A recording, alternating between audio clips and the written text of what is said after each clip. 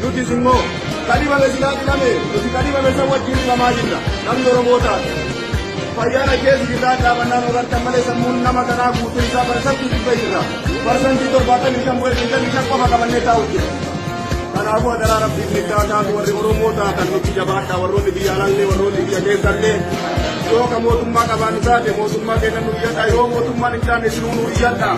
Apa tadi boleh iwan kena bisa ni nukam nuku di semua. Nuti amarakan ni rakyat kita kes kita bandar kes ni bandar izan. Bandar Arab di kita ada Assalamualaikum warahmatullahi wabarakatuh.